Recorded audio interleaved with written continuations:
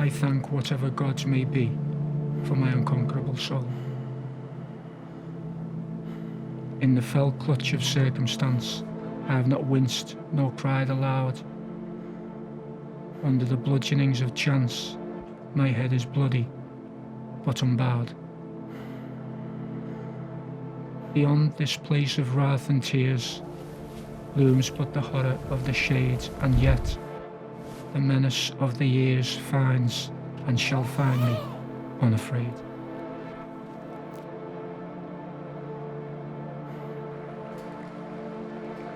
It matters not how strait the gate, how charged with punishments the scroll.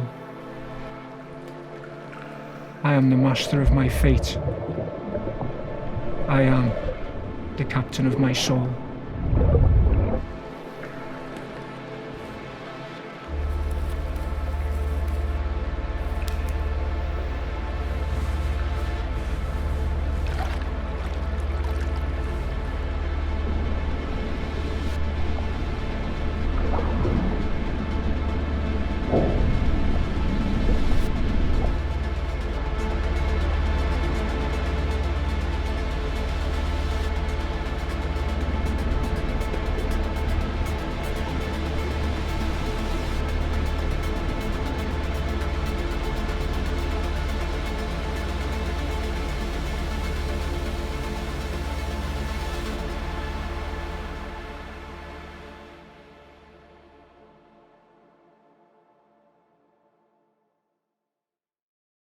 Speed. Terry, home interview, take one. Could you? Perfect. So start off by just telling me your name and tell me who you are. My name's Terry Nelson. I was a footballer, a paratrooper, a double kidney transplant patient, and a world champion runner. And now I'm in the business of helping people change their lives.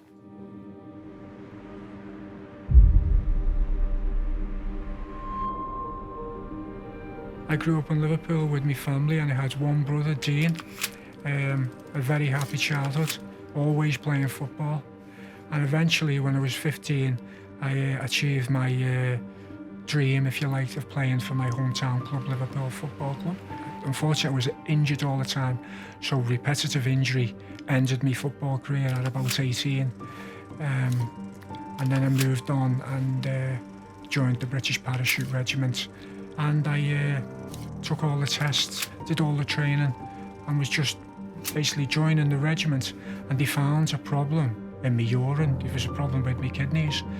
The consultants, after a couple of weeks of tests, basically said, "Terry, you're not going to be in the military anymore." I thought, no, I'm in the parachute regiment. I've been jumping out of aeroplanes and running 10 miles with a 100-pound pack. No, it's okay. I'll be fine. The way he said it to me, "No, Terry, you're going to be dead within 6 months."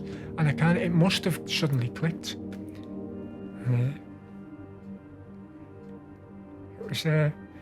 It was something, you know, when you really want something, you get phases in your life where you really want things and you give everything to get it, then it's taken away. Liverpool was taken away, then that was being taken away from me. And I made like a noise, an animal noise, you know, it was like a noise, and it was real. And I started you know when people say heavy tears, it's like the heavy, that's what it was like. I broke down and all that, heavy tears, and I just realised that it was over.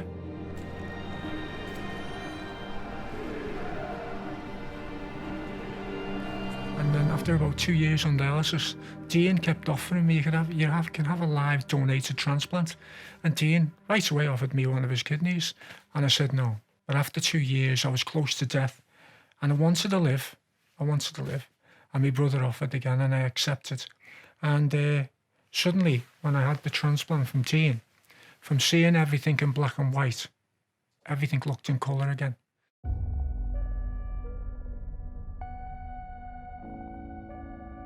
After so many years of illness, when I didn't feel well at all, and I used to plan on what I would do when I was well again. Because I felt so fantastically well, I was looking for ways to repay my brother Dean for this gift of life. And then an opportunity arrived where I could run the London Marathon with a group of kidney patients. And I ran the London Marathon and raised money for kidney research.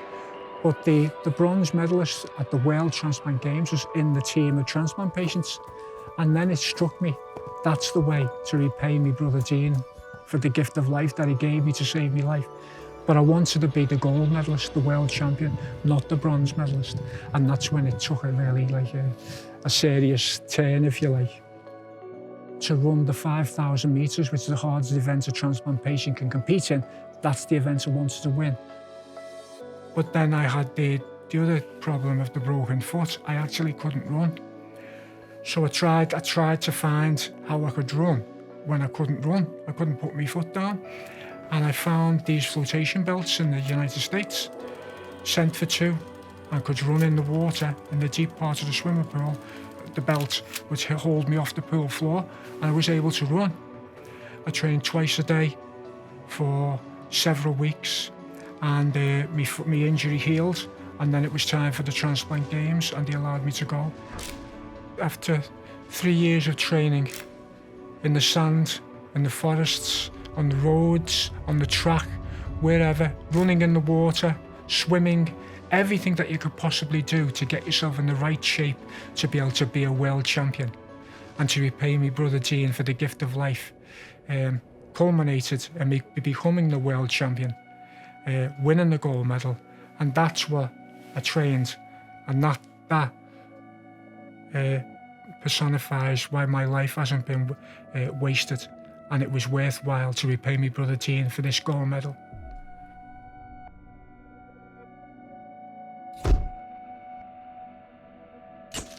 Come home, won 3 more gold medals at the British Transplant Games, but I was really ill then, and I had to go back onto dialysis, and I spent the next 12 years on kidney dialysis.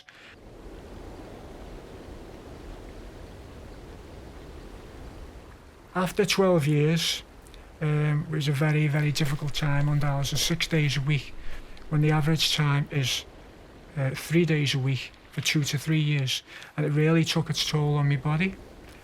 But I constantly said to myself that when I'm well again, I want to make a difference to other people's lives and make my life worthwhile.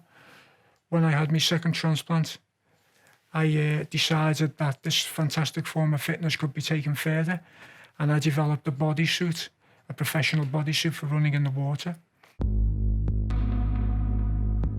It's well known water is a great natural healer and therapy. What I've done is taken those benefits that are already there, harness them in intense exercise. And what I feel, exercise and movement is the key to life. I wanted the suit to appeal to elite sports, to professional sports, semi-professional sports, general fitness down the pyramid, people with disabilities, children with disabilities, right the way down the pyramid to every member of the society, if you like. So I thought, how am I going to raise awareness of this fantastic suit? So I took it to Real Madrid Football Club, which is the richest sports franchise in the world. And Real Madrid Football Club not only bought 50 suits, they loved the presentation, they officially endorsed the suit, and they also launched it with a corporate video and in the newspapers in Spain.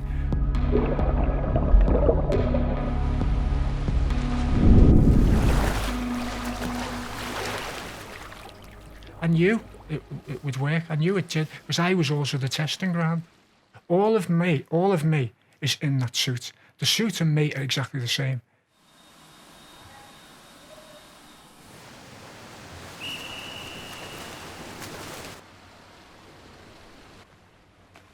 My name's Lisa. I've known Terry for 13 years.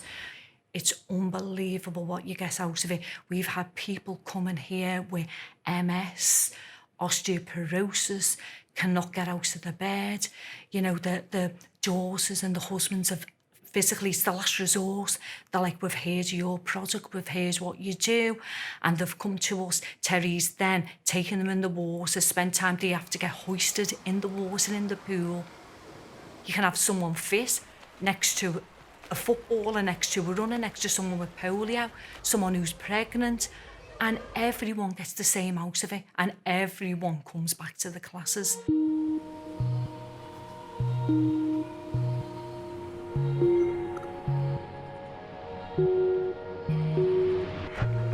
We're in phase 1 now with the suit. Phase 2 is integrating basic sensor technology, heart rate and calorie burning sensor into the suit.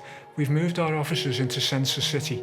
A multi-million-pound development exists for developing sensor technology. I've taken the patent out on an intelligent monitoring system. This is the most advanced level of sensor technology in the water in the world. We've connected up with the scientists that can do the work that feel this is entirely feasible. Real Madrid Football Club have agreed that they will be our testing partners for the technology.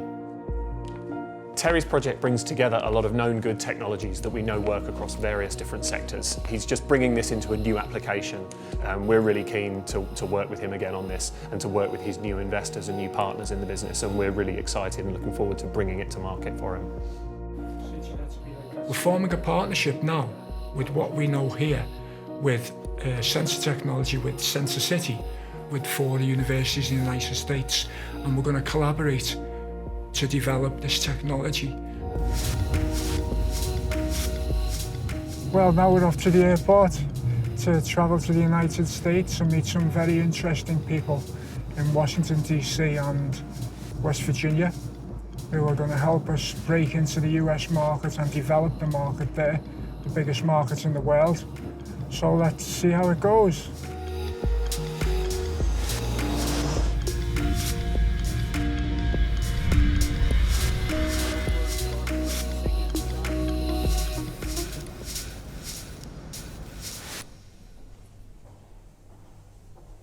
We're really pleased that Aqua Running is going to be setting up in West Virginia.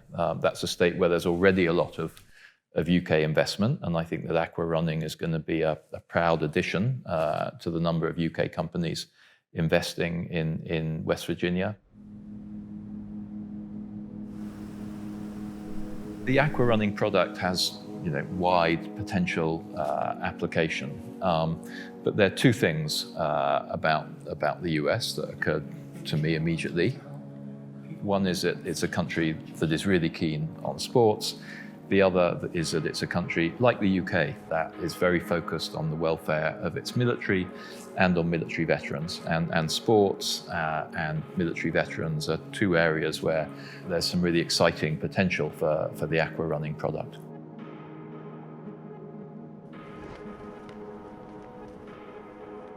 I can get 25 minutes of running. I'm thinking about 5 minutes in the pool, in the suit, I'm probably done. So I'm even a little nervous about, like, gosh, did I even get a workout in? Because it killed me and I couldn't go more than 15 minutes, So to me, it's a great alternative, and it's just something that I think you have to come, you have to look at it, you have to give up 30 minutes, look at it, get in the pool, see it. And then I think there's not a question about it after that. I think it sells itself. It doesn't need a sales pitch. It just needs you to get in a suit and test it.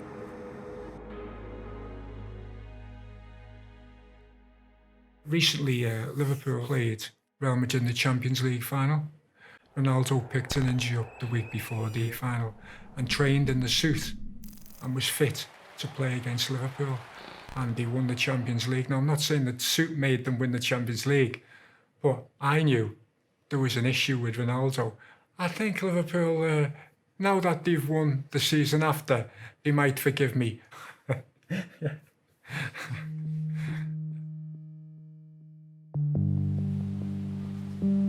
Obesity, back problems, knee problems, ankle problems. We can help millions of people around the world. This absolutely is a global company waiting to explode.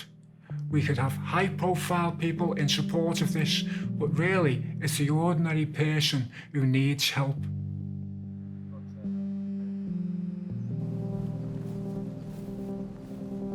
He actually thinks of other people. He just thinks of other people, and that's what makes him do it.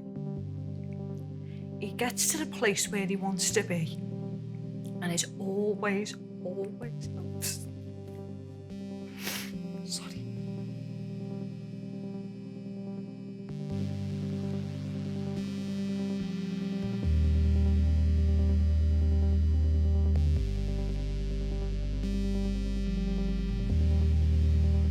was brought to me. She had multiple sclerosis, and she was paralysed from the waist down. And a family contacted me, asked me if I could help Carolyn. I said, yeah, of course. I always say yes, no matter what the condition is. And after a couple of weeks, she was running in the water without moving her legs. And she was moving in the water. And I said, fantastic, Carolyn. She said, oh, thank you, Terry. I said, I didn't have hold of you then. You're very upset. And it's like winning the gold medal for them. Just the fact that they can do that, that's their gold medal. You can win the gold medal in the Olympics, but that was this lady's gold medal, and it's exactly the same. I get it. My husband said to me, do you know what, Terry? He said, Carolyn, I used to wake up every morning, she'd be next to me in bed. I used to go make her a cup of tea, bring it in. I woke up the other day and she wasn't there. So what she'd done was got herself out of the bed, into a wheelchair, into the kitchen, made the tea, and brought her husband a cup of tea. He said, I've never known anything like it. That act is like Ronaldo getting fit in a week and playing in the European Cup final. But they're the people that I admire so much. Those people who can overcome serious challenges and, if you like, make their lives better.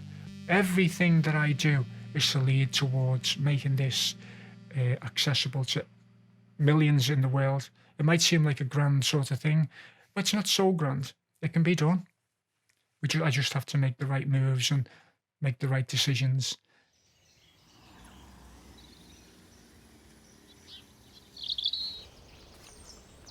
I've got no interest in myself. I say I had to rebuild my character after 12 years on kidney dialysis. You don't survive that long on dialysis. Being in hospital, you become part of the furniture. You lose your personality. But what it did, it knocked all of the ego out of me. It knocked any self-importance, and it knocked any confidence as well. And when I come out of dialysis, I was, I had all of that to rebuild. And I rebuilt it by doing things, by doing what I wanted to do, by helping other people to change their lives, because I know where they're coming from. I've been in the places they've been in. When it's so dark, you think it's time to die. It's not. That's when the sun comes up. And people give up before the darkest hour. I knew that I wasn't in a good position. And I knew at any time I could not be here anymore. But it was like there was a rage against death. I said, well, if I'm going to die, I'm not going to die easily. I'm going to fight you. I'm going to fight you right till the end.